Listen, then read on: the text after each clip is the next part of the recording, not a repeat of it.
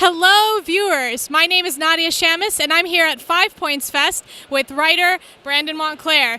And you're watching Comics Verse.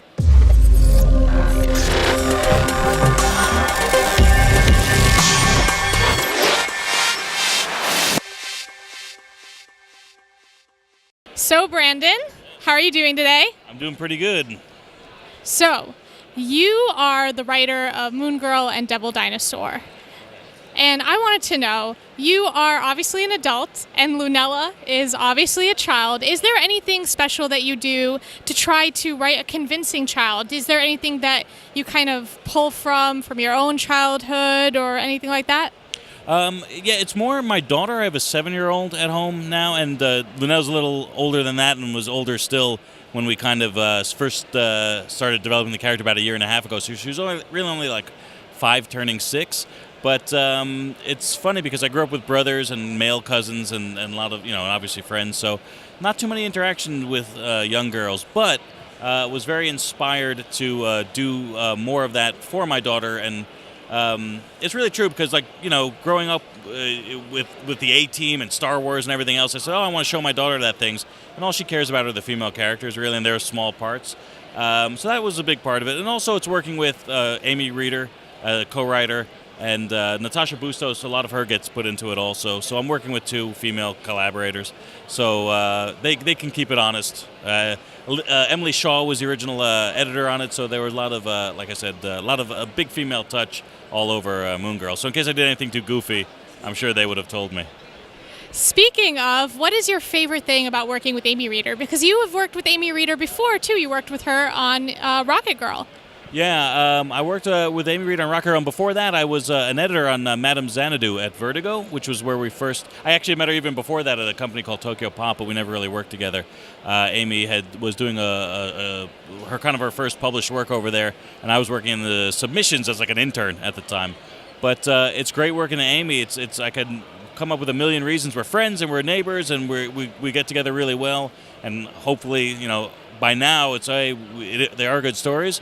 But Amy, it's like she's a world-class artist. I think she's literally a top 10 artist in the business. And so I'm just kind of lucky to be working with her. And that sounds like, just kind of like a blank general compliment. But I really think it's true. I think Amy is a huge talent. Sitting next to her at shows like this all the time, the people that come up and seek her out, whether it's Bill Sienkiewicz or Frank Whiteley or Adam Hughes, they say, Amy Reeder, you're one of my favorite artists, and it's really amazing. Yeah, so. That's very high praise. So speaking of your time as an editor, I was curious. Did somebody say my name? You just missed him. He insulted you up and down. I'm kidding, of course. But anyway, speaking of your time as an editor, I was wondering, since you do have experience with an editor's eye editing comics, does that affect your writing process at all? Very much so. I don't know if it affects my writing process now that I'm a writer, so to speak. I did some writing before I was an editor, but while I was an editor, just reading scripts as they came in, dealing with artists a lot also, it was a big influence, like an education, I should say.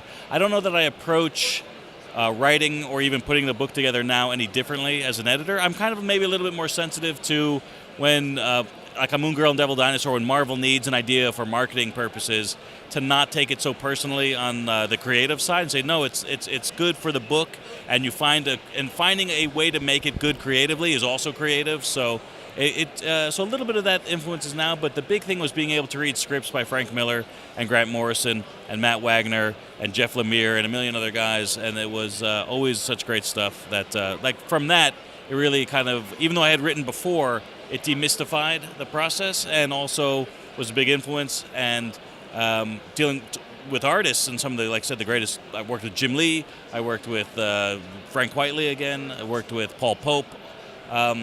Just the way that they kind of approach a page and the visual potential for things is something, even though I'm not an artist, I kind of can respect pretty well to set up an artist to do a really good job. So when I'm working with Amy Reeder or Natasha Bustos or anybody else, I try to make it a book that will be visually interesting and also interesting for them so they do their best work.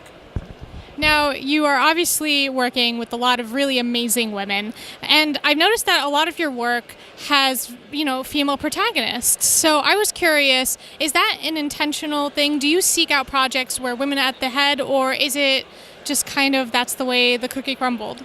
Yeah, no, it really is. I guess you could say that's the way the cookie crumbled. Except for the fact that I do work.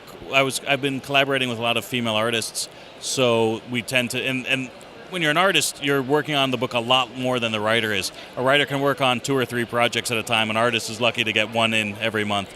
So a lot of that, my working on female characters is the collaborators that I've worked with, and trying to play to their strengths. I was joking with Amy before that. We've done Rocket Girl, we've done Moon Girl. We have to do something more manly centric. So we're going to do, our next book's going to be like Gunman and Carman, and that'll be it. But no, I said when I get to do that kind of stuff, I'm actually looking forward to it. So when I can do a little project here or there, I think I'm going to do I want like Man-Thing and a monster or something, or the Punisher or something crazy. You know what I mean? Just to get away from it a bit. I love working with the characters. The fans really seem to respond, but. No, I don't actually seek it out. And maybe I should be looking for something else just to kind of do a little something different, because I like doing all kinds of things. And I don't want to really be kind of not stereotyped, but yeah, exactly. And I haven't been, but it's legitimate. You look at all this stuff that I have, it gets pretty all something girl. It gets a little suspect, but that's just how it is sometimes. Yeah, I'm not complaining. I love all the books. So, since you have written kind of Rocket Girl and Moon Girl, are there any similarities between the characters? Now, I know that you worked on Rocket Girls before you moved on to Moon Girl, but I was wondering, is there anything, kind of any personality traits, anything that you took from writing Rocket Girl into writing Moon Girl? No, I tried to make them very different as much as I could. They're both very confident people in different ways. For Rocket Girl, her confidence is actually really there. It's pure. It's something where she's kind of a cocky teenager. But with Moon Girl, her confidence is trying to mask an insecurity, even though she's this, relatively speaking, Rocket Girl is a regular teenager, as regular as comic books get, I suppose. And Moon Girl is the smartest person in the Marvel Universe and should have confidence, but really doesn't. It's kind of a mask for other things. So they are actually very different. I like characters in general that are sometimes their own worst enemy, and that kind of happens. But even in those, I try to twist it on its head. Moon Girl is something she has to overcome, being stubborn and be more open to things and have a place in the world. Whereas a lot of what's going on in Rocket Girl, and especially in the new issues when they come back, it's really talking about Dayong Johansson, that character, like refusing, being stubborn and principled. Some people might say to a fault, but it really keeps her sustained throughout. Kind of a lot of that's growing up. I think that, so in that way, it's similar. They're both characters that need to grow up, and maybe growing up is compromise sometimes, and compromise, sounds bad but should be good, but maybe it is bad. So I get to kind of play with the same things, but I think in different ways. So Lunella, Moon Girl, she's underestimated a lot. She's misunderstood a lot, and she has a lot of frustration because of that. Why did you decide to put that into your story? Is it, is that from your own childhood, your own memories of being kind of a little kid, maybe misunderstood or underestimated by adults? No, not for me. Some of that might be, actually, I don't want to speak for Amy. Some of that was more in Amy's, like a little, like I said, a lack of self-confidence. Not that I was hyper-confident, but no, that's all kind of just, it would be a good story, it would be a good conflict. I think some of that personality is more Amy's and Natasha's input to it.